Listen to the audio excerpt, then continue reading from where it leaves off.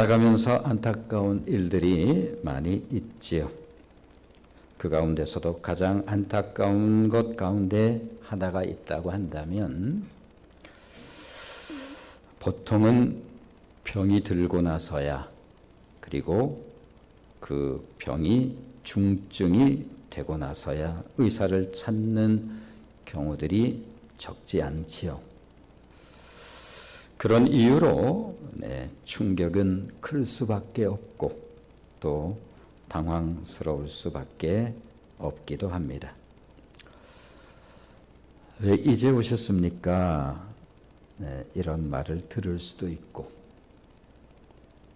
전혀 몰랐습니다. 살면서 이렇게 저렇게 또 웬만하면 또 그러려니. 성경이 들려주는 말씀은 더욱 당황스럽지요. 영적 CT 촬영 결과입니다. 모든 사람이 죄를 범하였음에 하나님의 영광에 이르지 못하더니 의인은 한 사람도 없습니다. 한마디로 절망 상태, 이것이 전 인류를 향한 성경의 선언입니다. 그러기에 절망이 죽음에 이르는 병이라고 그렇게 키엘케골이 들려준 바가 있지요. 만만치 않은 인생 여정, 수많은 갈등과 고민의 삶을 살면서 소위 유신론적 철학자인 실존 철학의 거두인 키엘케골이 들려주는 바입니다. 인간의 절망은 결국 죽음에 이르게 하는 병이다. 그런데 인간의 가장 위험한 상태는 자신이 절망에 빠져 있다는 사실을 알지 못하는 절망이라고 그렇게 들려주지요.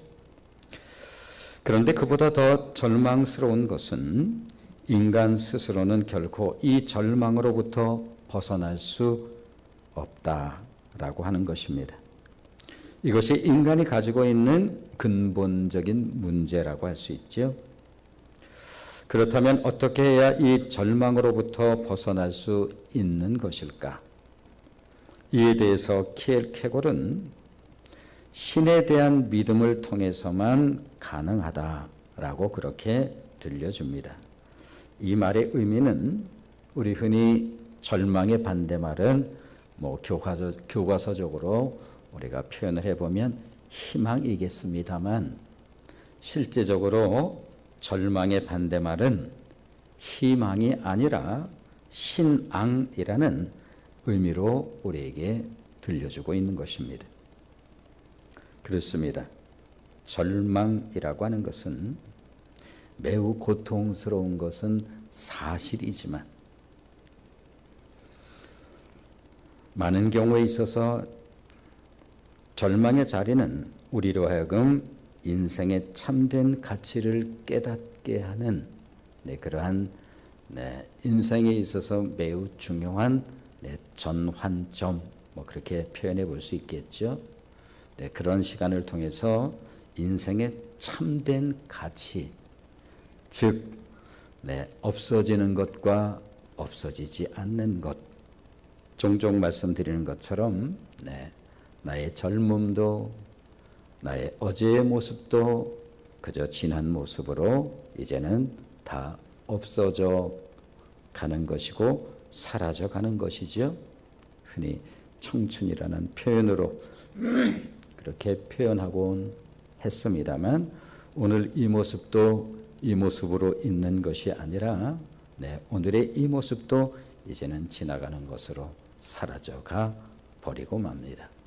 이처럼 인생을 살아가는 데 있어서 그냥 사는 거지 매우 철없는 모습이지요. 그러나 보통은 많은 경우에서 이런 의식을 가지고 다수의 사람들이 인생을 살아갑니다.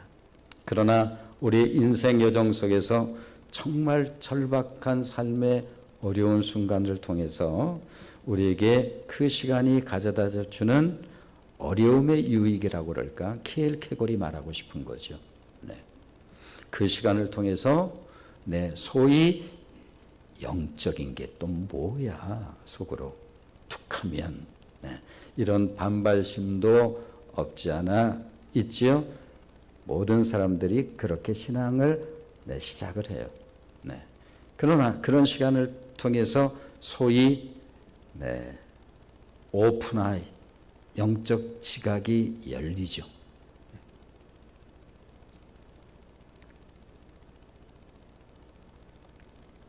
그런 의미에서 절망이라고 하는 것은 매우 고통스러운 것이 사실이지만 절망의 자리는 우리로 하여금 인생의 참된 가치를 깨닫고 영적 지각이 열리는 은혜의 자리이기도 합니다. 무수한 인생들이 그러한 시간들을 통해서 바로 이 은혜를 경험하게 되어지죠. 우리들이 병원에 가는 것은 결코 두려움을 갖기 위한 것은 아니지요. 그러나 병원에 가는 것에 대해서 알게 모르게 우리에게 두려움이 있기에 뭔가 조금 웬만하면 뒤로 미루고 싶은 마음이 우리 모두에게 있는 것 또한 사실입니다. 괜찮겠지, 괜찮겠지, 별거 아니겠지. 그러다가 이게 좀 그럴 일은 아닌 것 같다. 그때 비로소 우리들이 병원을 찾는 이유는 바로 우리 가운데 뭔가 두려움 때문에 그렇습니다. 우리들이 MRI를 찍는 것은 그로 인해 잠시 두려운 마음을 가질 수는 있지만 근본적으로 그 질병으로부터 벗어나기 위한 치유의 목적을 가지고 있는 것처럼 로마서를 시작하면서 하나님께서 우리들의 처지와 형편이 어떠한지를 깨닫게 하기 위해서 더러는 엄하고 또 더러는 모욕스러울 만큼 모질게 말씀하셨던 그 하나님께서 그 절망의 끝에서 전혀 다른 모습으로 다가오시는 것을 볼 수가 있습니다. 적어도 공의로우신 하나님 앞에서의 인간의 실상은 말 그대로 절망입니다. 그런데 성경은 절망이 끝이 아니라 시작의 자리라고 하는 사실을 이제 우리에게 보여줍니다. 그렇습니다. 고뇌하시는 하나님, 오늘 저와 여러분이 만나는 하나님이십니다. 우리를 향한 깊은 고뇌는 바로 그분의 긍휼하심의 시작이라고 할 수가 있겠죠. 그렇다면 모든 것이 끝난 저 절망으로부터 무엇을 어떻게 할 수 있을까? 할 수는 있다는 말인가? 이것이 복음의 시작입니다. 복음은 그러므로 하나님의 고뇌로부터 시작이 되지요. 바울이 복음의 이야기 첫 번째로 꺼낸 것은 율법에 관한 이야기입니다. 왜냐하면 한때 누구보다 이 율법에 대해서 오해한 사람이 자기 자신이기 때문에 그렇습니다. 자, 19절로 20절 말씀을 한번 읽어보도록 하겠습니다. 같이 읽습니다. 시작. 우리가 알거니와 무릇 율법이 말하는 바는 율법 아래에 있는 자들에게 말하는 것이니 이는 모든 입을 막고 온 세상으로 하나님의 심판 아래에 있게 하려 함이라. 그러므로 율법의 행위로 그의 앞에 의롭다 하심을 얻을 육체가 없나니 율법으로는 죄를 깨달음이니라.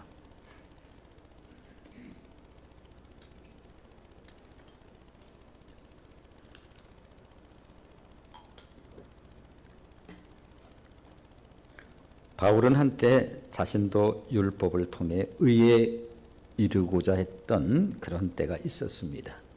의라고 하는 게 굉장히 중요한 단어예요. 율법을 가지고 있다는 것이 그토록 자랑스러웠고 우리가 지난 시간에 혹독하게 이 부분에 대해서 책망의 말씀을 들었던 바로 그 부분입니다. 그러나 바울은 한때 자신이 율법을 가지고 있다는 사실이 너무 자랑스러웠고 또한 할례를 받은 것으로 목이 곧았습니다. 스스로 율법의 의로는 흠이 없다는 그런 생각까지 했으니 아마 상당했을 거예요. 그야말로 지상 최고의 율법주의자였습니다. 그러니 그 오만함이 하늘을 찔렀겠지요. 그런데 그 이거를 지금 이 말씀을 지금 본인이 지금 쓰고 있는 거예요. 내가 그랬던 사람입니다. 사도행전 9장 1절로 2절 말씀을 한번 같이 읽어보시면 그 오만함이 얼마나 대단했는지 우리가 확인을 해볼 수가 있습니다. 자, 같이 읽어보겠습니다. 시작. 사울이 주의 제자들에 대하여 여전히 위협과 살기가 등등하여 대제사장에게 가서 다메섹 여러 회당에 가져갈 공문을 청하니 이는 만일 그 도를 따르는 사람을 만나면 남녀를 막론하고 결박하여 예루살렘으로 잡아오려 함이라.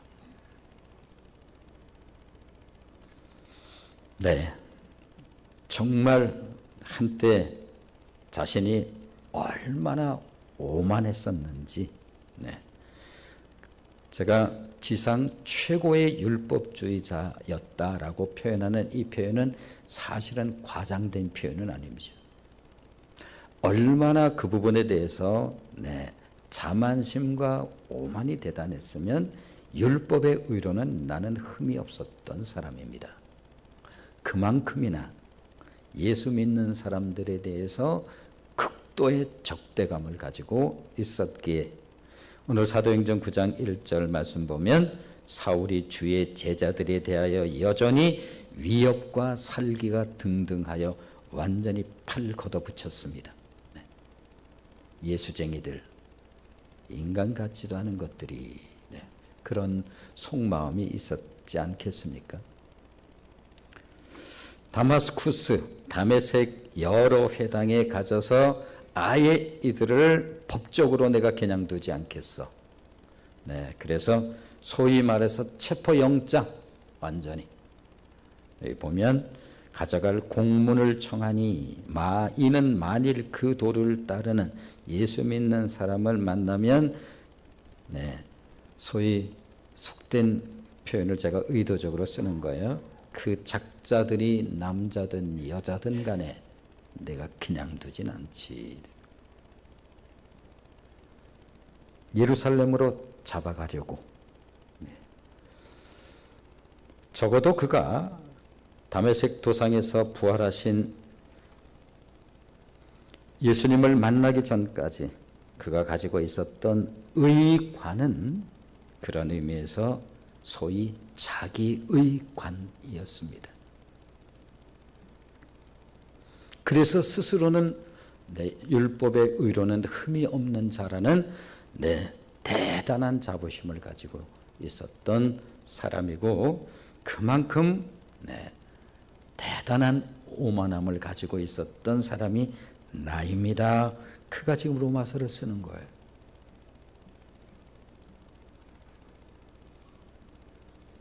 그랬던 바울이 하나님의 사랑의 실체인 예수 그리스도를 만난 이후 비로소 깨달을 수가 있습니다. 그런데 그 예수를 그 자리에서 만났어요. 우리가 흔히 속담에 원수는 외나무 다리에서 만난다라고 하는 그런 표현에 아주 적합한 제대로 만났습니다. 그러면 거기에서 정말 자신이 지금까지 그렇게 확고하게 믿었던 율법적 신앙 의식을 가지면 자기는 즉사해야 되어지는 그런 자리에 이런 얘기가 나올 때마다 여러 차례 말씀드린 것처럼 그런데 이상한 반응이 나와요.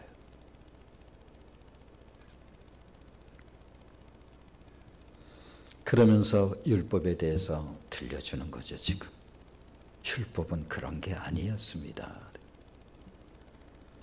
율법은 마치 거울 같아서 무엇보다 율법의 가장 중요한 기능은 우리들의 상태를 그대로 드러내주는 데 있습니다. 그래서 갈라디아 성도들에게 쓰는 소위 복음과 율법에 대한 부분들을 설명하면서 거기서 율법은 마치 거울과 같아서 우리가 얼마나 뭘 잘못했다고 이런 마음들 있기 십상 아니겠습니까? 그런데 율법이라고 하는 거울 앞에 딱 쓰면서 마치 MRI라고 하는 그 통 속에서 뭘 봐주고 안 봐주고가 없어요. 그거는 슬쩍 넘어가지고 이런 게 없어요. 그냥 우리 몸의 실체를 그대로 그냥 보여주는 것처럼 율법은 그런 기능을 가지고 있기에 우리의 전혀 내가 알지도 못하고 의식도 못했던 그러한 부분들을 정확하게 딱 보여줍니다. 너는 죄인이다.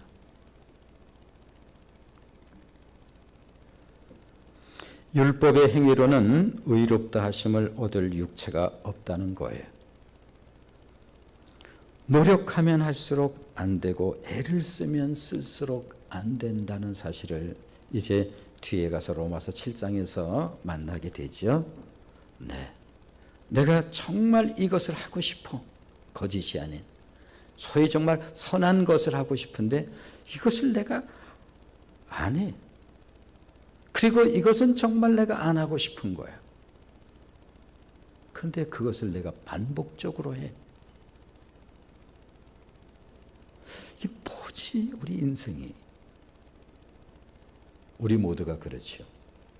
이 선한 것을 내가 하려고 해.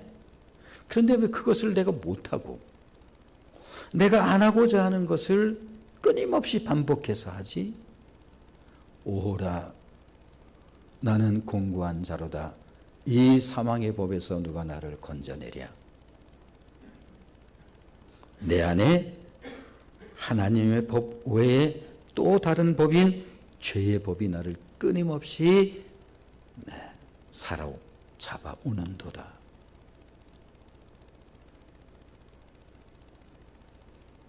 결심으로 되는 게 아니라는 사실을 그 전에 내가 몰랐어요. 형식적인 부분 가지고 된다고 생각했죠. 그래서 그 전에 우리가 앞에서 이미 위선, 유대인은 더 낫더냐? 하나님이 그렇게 질문하시죠. 유대인이 헬라인보다 난 게 뭐냐? 우리가 그 부분은 충분히 들었죠.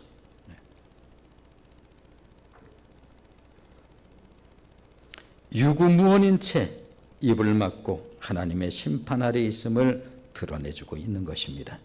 19절 말씀이었어요. 그죠? 우리가 알거니와 무릇 율법이 말하는 바는 율법 아래에 있는 자들에게 말하는 것이니 이는 모든 입을 막고 유구무원입니다. 온 세상으로 하나님의 심판 아래에 있게 하려 함이라. 이것이 소위 말하는 율법의 경책 기능이죠. 이 율법의 경책 기능은 마치 조금 전에 제가 그 MRI라고 하는 우리 의료 기기에 대한 부분들을 조금 말씀드렸습니다만, 참 그 통 속에 좀 간단치 않게 불편하지요. 그러나 그건 여과 없이 우리를 그대로 드러내줘요. 내가 전혀 몰랐던 부분 나오죠. 그러므로 율법이 없으면 어떻게 우리가 죄인인 것을 깨달을 수 있을까? 그래서 죄인에 대해서는 처음에는 조금 불편한 마음도 생기고, 내가 뭘 얼마나. 그렇다면 어떻게 해야 할까? 여기에 하나님의 깊은 고민이 있는 것입니다. 죄로 말미암아 단 한 사람도 의인이 없는 인간을 어떻게 무슨 수로 구원할 것인가? 죄인인 우리를 구원하시기 위해서는 우리를 의인으로 받아주셔야만 하는데, 전적으로 부패하고 전적으로 무능한 우리들을 이미 앞에서 살펴본 것처럼, 그래서 좀 민망하지만 어린아이에 대한 부분들을 가지고 우리의 죄성, 근원적 죄성에 대한 부분, 저렇게 천사 같고 예쁘기만 한 그만 무공해 같은 이 아이, 그런데 자라면서 엄마한테 싫어, 나 안 할 거야. 거기다가 내 얼굴도 변하지 않고 거짓말을 능숙하게 할 때 부모가 당황하죠. 아니, 얘가 어디서 이걸 배웠어? 어디서 배우다니요? 속에 있는 게 나오는 거예요. 우리가 몇 차례 그 엄마도 그랬답니다.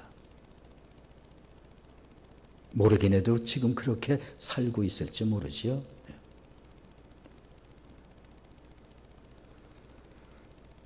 이처럼 전적으로 부패하고 전적으로 무능한 우리들.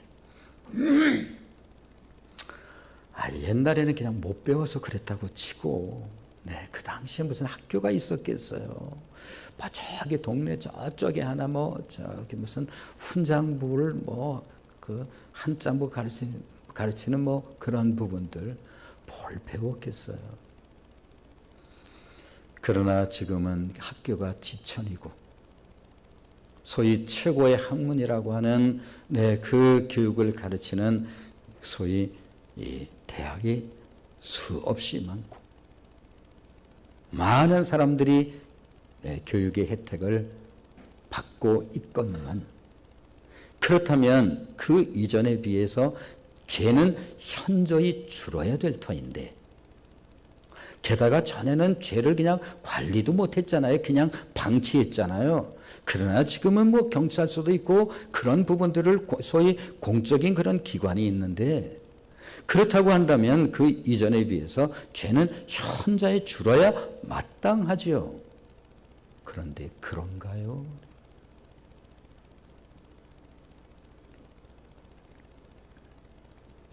이처럼 전적으로 부패하고 전적으로 무능한 우리들을, 그러니 거룩과 공의의 본성을 가지신 하나님의 본성으로서는 있을 수 없는 일이죠. 그냥 받아줘요. 말씀드렸던 것처럼 우리 하나님이 공의로우신 분이시기 때문에, 하나님은 본질상 죄를 미워하시는 분이시기에 우리들의 죄에 대하여는 진노하실 뿐만 아니라 그 죄값대로 심판하셔야만 합니다. 이분이 공의의 하나님이십니다. 따라서 하나님께서 죄인을 의인으로 받으시려면 이 죄를 대신할 수 있는 길을 찾아야만 했습니다. 이것이 불의한 인간을 향한 하나님의 깊은 고뇌였던 거지요. 율법은 그대로 살려놓고, 왜냐하면 율법을 없애면 안 되기에, 율법은 그대로 살려놓고 죄에 빠진 사람을 어떻게 구원할 수는 없는 것일까? 율법이 있어야 하나님의 성품이 어떠한 것인지 드러나고, 무엇을 하면 되고 무엇을 하면 안 되는 또한 이것이 기준이 되어지는데, 그러므로 율법은 하나님의 성품을 고스란히 드러내는 것이기에 율법을 없앨 수는 없고, 또한 율법이 하나님의 뜻이 무엇인지 분명히 우리들에게 가르쳐주는 것이기 때문에 율법은 살려놓고 죄에 빠진 사람을 어떻게 구원할 수는 없는 것일까? 어떻습니까? 인류를 구원하고자 하신 하나님의 고뇌가 얼마나 깊고 어려운 것인지 헤아려 지시는지요. 많은 사람들이 이 복음의 진수를 모른 채 교회를 들락달락한다고 신앙인일 수가 있을까? 생각해 보면 한국에 많은 크리스찬이라고 하는 종교난에 기독교라고 쓰는 사람들이 많을 수는 있을지 모르지만 그 사람들이 진정한 크리스찬은 아닐 수가 있겠구나. 그렇습니다. 그러면 왜 교회를 다니는 거예요? 네, 그냥 평화를 위해서 여러 가지 말들 있죠. 그저 마음에 좀 평안이 있잖아요. 그게 교회를 다니는 이유인가요?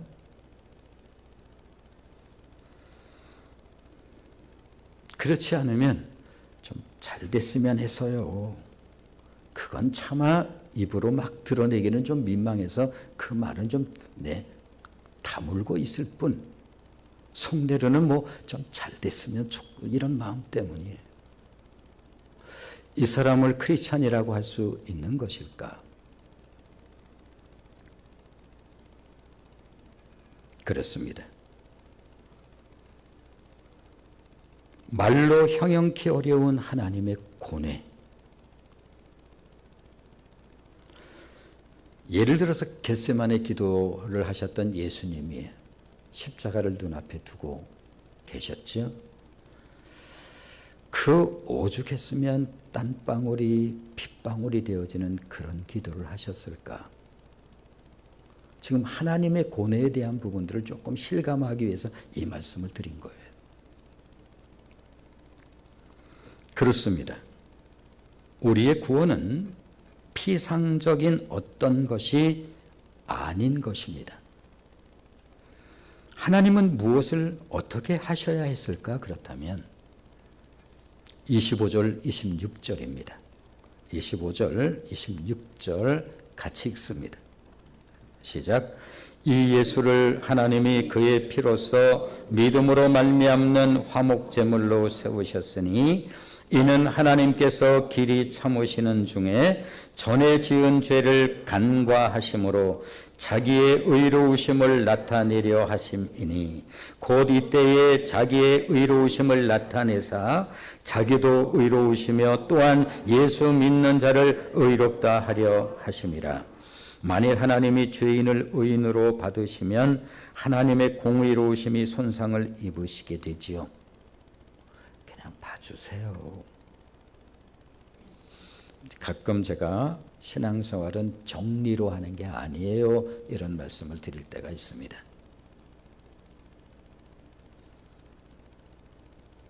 왜냐하면 하나님의 공의, 거룩의 실체가 그것을 용납을 안 하시기 때문에 그렇습니다.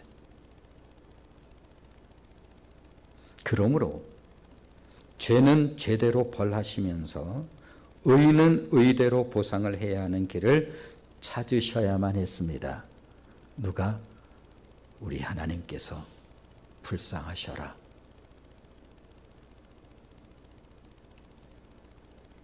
그러니 이것이 얼마나 어려운 일이었을까?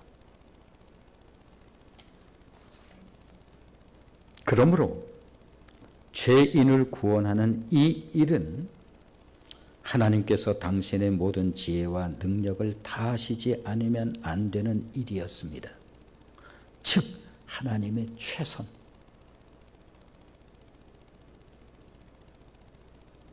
누군가 값을 치르고 누군가 죽어야만 되는.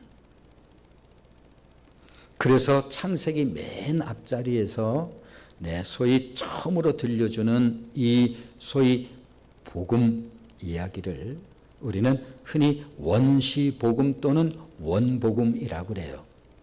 그 원복음의 이야기가 무엇인가 하면 죄를 범한 아담과 하와가 내 치부가 드러난 이 부분이 부끄럽다는 사실을 알게 되었고 무화과 나무 잎으로 가렸습니다만 조금 지나면 말라서 또 이게 부스러지고 하나님께서 저의 치부를 가려주시기 위해서 하나님께서 짐승을 잡습니다.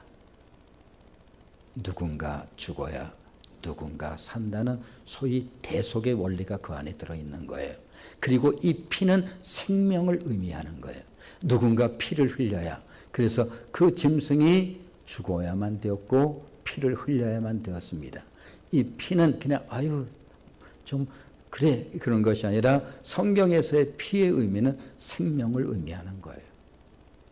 그리고 그의 치부가 이제 가리워지죠. 드디어 하나님의 지혜라고 말하는 이 난제의 길을 하나님이 내놓으셨습니다. 당신의 아들 예수 그리스도를 통한 구원의 길을 여신 것입니다. 자, 21절 말씀을 보겠습니다. 21절 같이 읽습니다. 시작.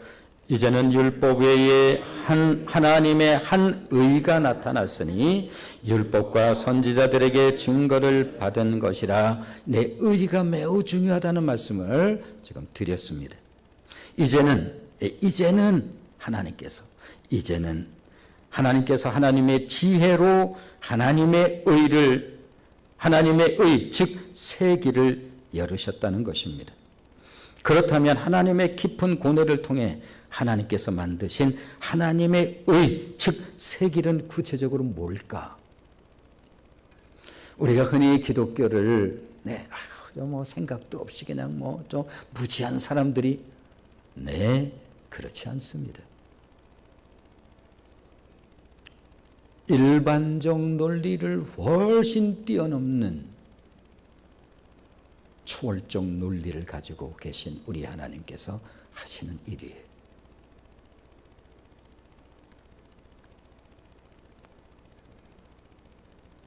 자, 22절 말씀을 보시면 22절 같이 읽겠습니다. 시작. 곧 예수 그리스도를 믿음으로 말미암아 모든 믿는 자에게 미치는 하나님의 의인이 차별이 없느니라.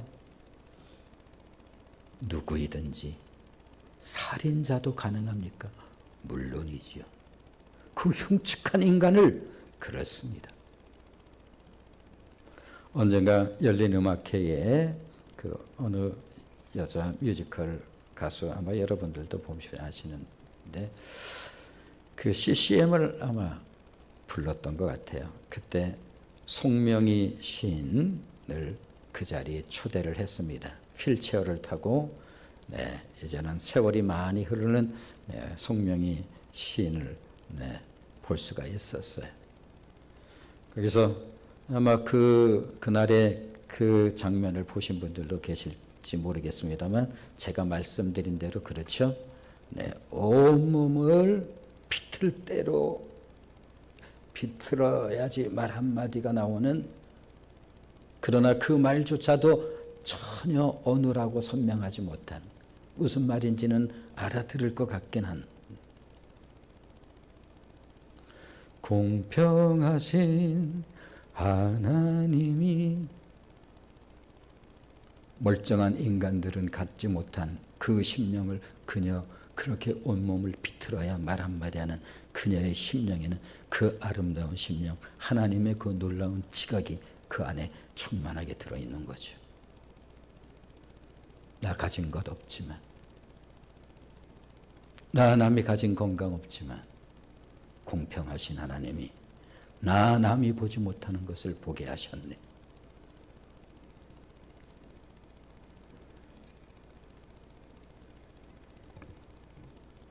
한마디로 파격이라는 말로도 부족하고 충격이라는 말로도 부족한, 그렇습니다. 복음이란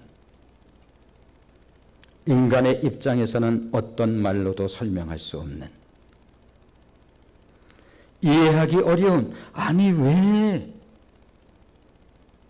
어떻게 그런 생각을, 고작 그저 가벼운 입술로 말하기 좋은 말로 하자면 그런, 그러기에 표현이 좀 과격한 이 하나님의 사랑을 미친 사랑이라고. 세상에 그런 사랑이 어디 있습니까? 이해할 수 없기는 다윗도 마찬가지였지요.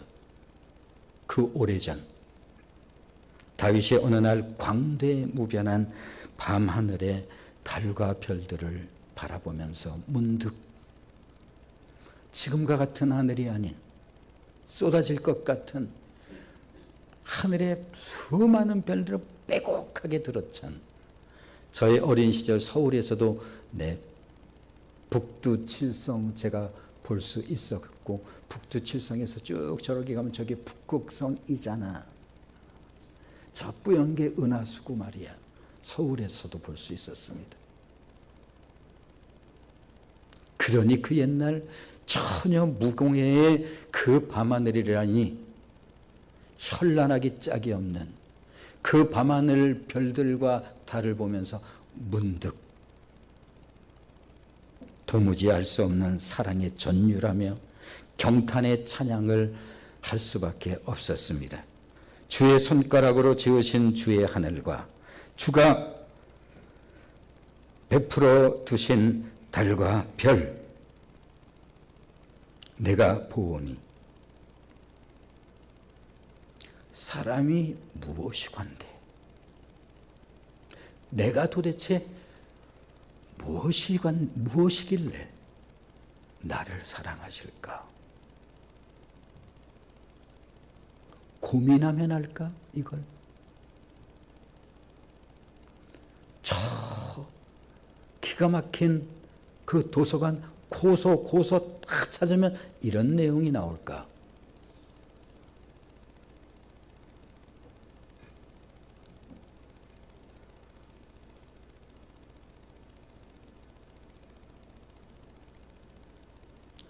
사람이 무엇이 관대 주께서 저를 생각하시며 인자가 무엇이 관대 저를 권고하시나이까. 파카드 권고, 돌보시다, 돌보시나이까.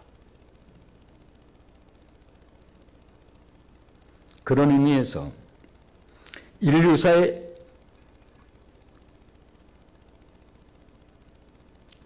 바울만큼 복음의 충격을 받은 사람이 또 있을까? 지상 최고의 율법주의자요, 율법의 의로는 흠이 없었노라 여겼던 그가 지상 최고의 은혜주의자가 되고 맙니다. 그래서 그의 고백은 나의 나 된 것은 하나님의 은혜입니다. 많은 일을 하면서 흉내내기 어려운 그 사역을 감당하면서 과거는 그것을 의로 삼았던 자신인데 나를 충성되이 여겨 나에게 직분 주심을 감사를 드립니다. 하나님의 은혜로 나에게 직분을 주심을. 나는 죄인 중에 괴수입니다. 교회가 율법주의적인 교회가 되어서는 안 되는 이유를 이젠 알아야 됩니다. 그걸 가지고 씨름하면 안 돼요.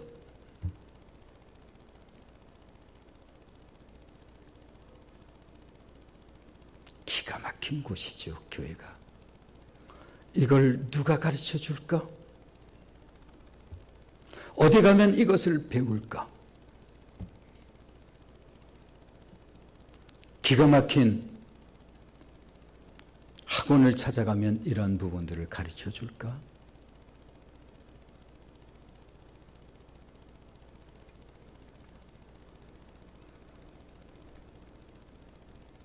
(23절로) 24절 그가 들려주는 복음입니다. 같이 읽겠습니다. 시작. 모든 사람이 죄를 범하였음에 하나님의 영광에 이르지 못하더니 그리스도 예수 안에 있는 속량으로 말미암아 하나님의 은혜로 값없이 의롭다 하심을 얻은 자 되었느니라.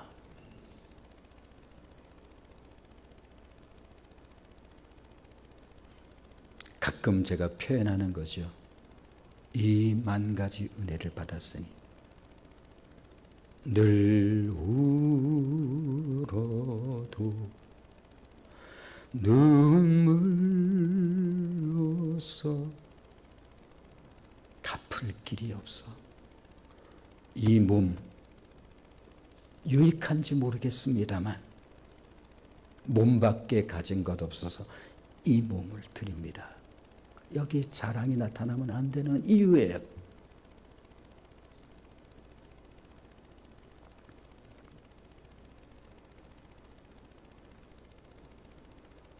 모든 사람이 죄를 범하였음에 이것은 아담의 범죄를 의미하는 것으로 아담이 죄를 지었을 때 인간은 모두 죄인이 된 것입니다. 그런 게 어디 있어요? 아담이 죄를 지었으면 그건 아담의 죄지요. 네. 아담은 인류의 대표이기 때문에 아담 한 사람의 죄가 모든 인간에게 전가된 것처럼 예수 그리스도 한 사람의 의가 예수 그리스도를 묻는 모든 사람에게 전가되어든 이것이 소위 말하는 죄의 전가설, 짧은 시간에 설명하긴 그렇습니다만 아시나요? 모든 인간에게는 이 오리지널 신, 이 죄의 피가 흐르고 있기에 조금 전에 어린아이를 가지고 무슨 그런 얘기를 할 수 있느냐고 그런 얘기를 했습니다만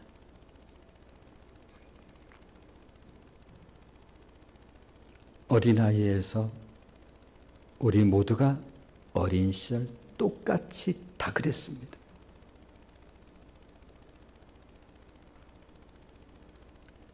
뿐만 아니라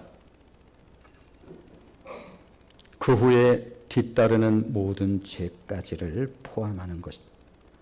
그래서 다윗이 위대한 것은 무엇인가 하면 그것이 바로 다윗이 그 밧세바의 사건을 통해서 나단 선지자를 통해서 하나님께서 다윗에게 보내 한 이야기를 들려줍니다. 저런 천하의 나쁜 놈이 왕 당신입니다. 위대한 왕 다윗 거기서 꼬꾸라집니다. 저런 버릇없는 놈 이러질 않아요. 어떻게 그럴 수가 있을까? 힘이 있는 왕인데 대단하다 다윗이요. 다윗의 성화예요. 이게 신앙은 교리적인 게 아니에요. 삶을 말하는 거지.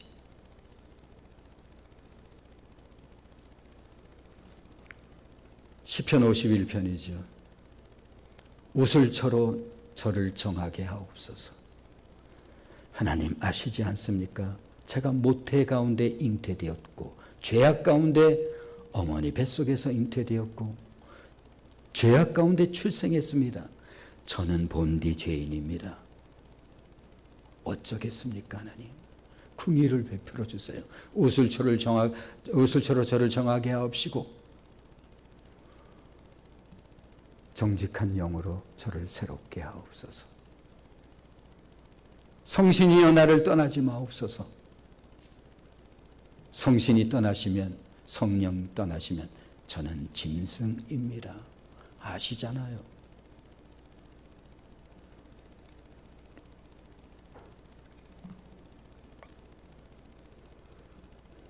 그로 인해서 우리는 하나님의 영광을 잃어버리고 말지요. 피조물인 인간이 하나님의 형상으로 지음을 받고 하나님과 직접 교제를 나누었던 그 꿈 같은 시절 에덴 동산의 시간들 말입니다. 수많은 피조물을 하나님께서 지으셨지만 그 가운데 유독 우리를 지으실 때 이마고데이 하나님의 형상으로 우리를 지으시고 하나님과 직접 소통하며 교제하며 지낼 수 있었던 이 특권을 잃어버리고 맙니다. 그로 인해 이스트 오브 에덴의 동산에서 저 쫓겨난, 그래서 옛날 영화 가운데 외화 가운데 에덴의 동쪽이라고 하는 그런 영화가 있었죠. 전설 같은 배우 제임스 딘이 주연했던. 그로 인해서 에덴에서 쫓겨나 실락을 한 채 에덴의 동쪽의 인생이 되고 맙니다. 그러므로 하나님은 우리로 하여금 상실한 영광을 회복시켜 주려고 그 고뇌에 찬 하나님의 고뇌의 결과로 우리에게 주어진 것이 구원입니다. 구원을 아시나요? 구원을 알고 신앙생활을 하고 계시나요?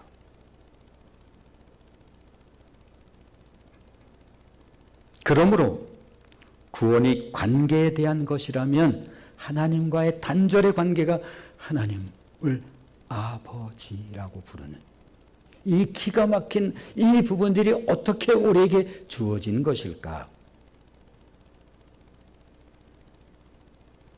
회복은 잃어버린 것을 다시 찾아주는 것. 누가복음 15장에서 그 탕자에 관한 이야기를 예수님이 들려주십니다. 말 그대로 탕자, 꼴이 아닌 뭐 한 가지 옳은 것을 한 가지 하고 살지 못한 채 이제 아버지 집으로 돌아왔을 때 그 아들을 안으십니다. 한마디 아니하시고 그리고 새 옷을 입히시고 거기에 가락지를 끼워줘요. 넌 변함없는 내 아들이야. 그러므로 구원은 우리에겐 은혜 외에 달리 설명할 수가 없는 것입니다. 그렇다면 하나님의 깊은 고뇌로부터 나온 우리를 구원하시는 하나님의 지혜는 무엇일까? 25절입니다. 같이 읽겠습니다. 시작. 이 예수를 하나님이 그의 피로써 믿음으로 말미암는 화목 제물로 세우셨으니 이는 하나님께서 길이 참으시는 중에 전에 지은 죄를 간과하심으로 자기의 의로우심을 나타내려 하심이니. 그렇습니다. 우리를 위해 독생하신 아들 예수를 화목 제물로 내어주시는 은혜, 이것이 하나님의 지혜요 최선입니다. 우리는 하나님의 최선을 받고 살아가는 자들입니다. 그런데 최선을 한 것을 자랑을 하면 안 되는 이유예요.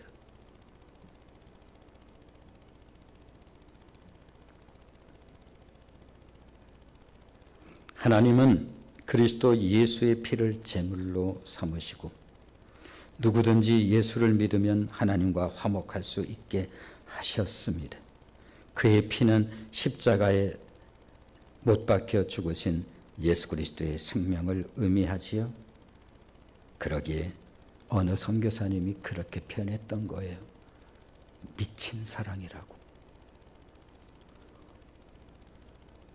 어려서 큰 부자, 아주 큰 술집을 했던 그분이 어떤 사연이 있어서 교회에서 좀 기거를 하게 되었는데 교회가 좋아서 그런 것이 아니라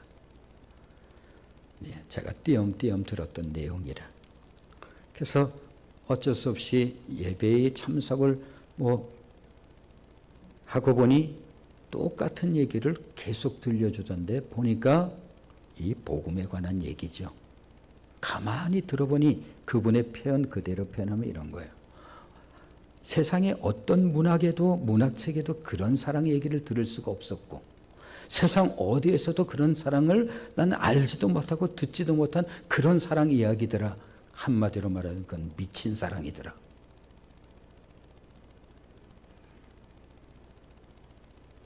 그렇다면 십자가가 왜 하나님의 지혜일까? 그것은 하나님의 거룩성과 공의성을 손상시키지 아니하시면서 죄인인 우리를 의인으로 받으실 근거가 되기 때문에 그런 것입니다. 그러나 우리로서는 그저 입담으로 지는 질문이 있을 뿐입니다. 왜 그렇게 하신 것일까? 왜 날 사랑하나? 왜 그토록 처참하게 죽으셔야 했을까? 예수님 날 위해 죽으셨네. 왜 날 사랑하나.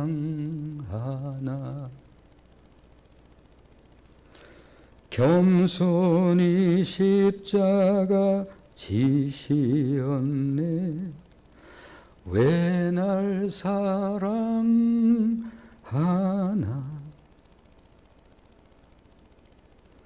왜 날 사랑하나. 왜 날 사랑하나. 왜 주님 갈보리 가야 했나. 우리에겐 질문이 있을 뿐 모르겠습니다. 왜 날 사랑하나.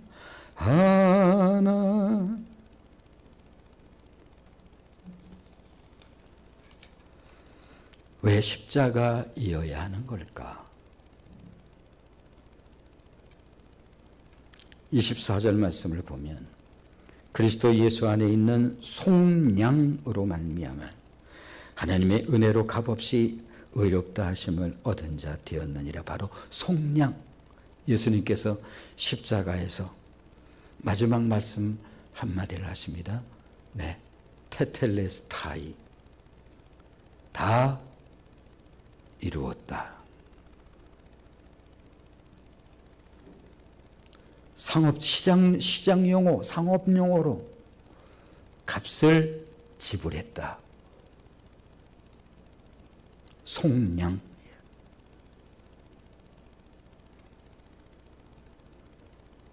그러므로 하나님의 은혜로 값없이 의롭다 하심을 얻은 자 되었느니라. 속량은 말씀드린 것처럼 우리가 치러야 할 죄값을 대신 치르고 죽으신 죽음, 죄의 싹슨 사망으로 하나님의 거룩을 만족시키기 위함이었습니다. 또 하나 25절 말씀 가운데 화목제물이라는 말씀이 나옵니다. 십자가에 달리신 화목제물 대신 예수님으로 인하여 하나님의 분노가 거두어졌습니다. 하나님의 분노가 거두어지다니요. 네, 로마서 1장 18절에서 이미 로마서가 시작되면서 우리에게 들려줬던 사람들의 경건치 않음과 불의에 대하여 하늘로부터 나타났던 진노. 노아 시대 죄악이 관영함을 보시고 사람을 지으심을 한탄하시면서 홍수로 심판하셔야만 되었던 하나님의 분노. 그 죄악이 말도 할 수 없는 당신이 지으신 피조세계를 바라보면서 하나님이 사람을 지으신 것을 한탄하고 하나님의 분노가 그야말로 노아 시대 모든 것을 쓸어버렸습니다. 이 분노가 거두어졌습니다.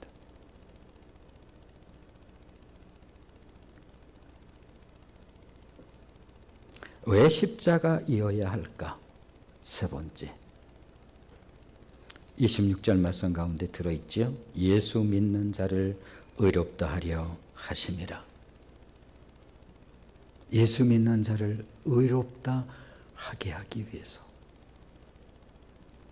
아무런 흠도 없고 죄도 없는 예수님의 의를 우리에게 돌려주셨다는 것입니다. 그렇습니다. 우리에겐 예수 그리스도의 의의 옷이 입혀졌어요. 그 가죽옷이 아담과 하와에게 덧입혀졌던 것처럼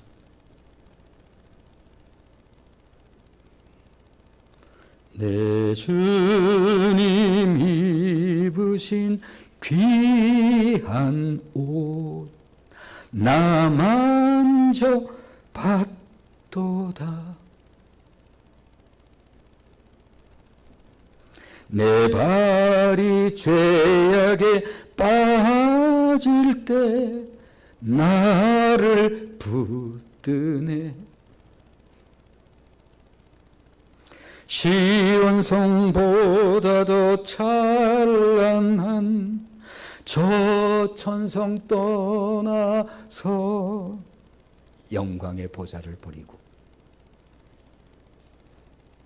이 세상 오신 예수님 참 내 구세주.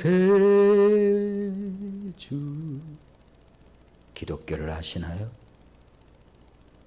여러분이 믿는 신앙을 알고 믿으시나요?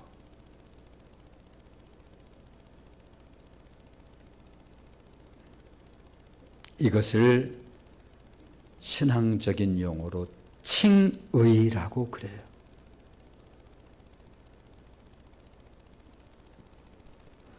왜 십자가가 하나님의 지혜인지 이해하시겠습니까?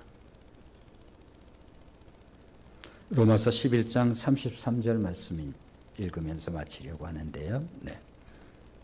로마서 11장 33절 같이 읽습니다. 시작. 깊도다 하나님의 지혜와 지식의 풍성함이여 그의 판단은 헤아리지 못할 것이며 그의 길은 찾지 못할 것이로다. 그러기에 이것을 우리는 Amazing Grace, 놀라우신 하나님의 은혜라고 그렇게 부를 수밖에 없는 것입니다. 우리 찬송가에 있는 305장 나 같은 죄인 살리신 이 Amazing Grace를 미국 사람들은 그들의 국가가 물론 있습니다만 영적인 국가로 지금도 Amazing Grace를 부릅니다. 신앙생활을 정말 잘해보려고 찾았던 그 땅도 변질될 수 있습니다.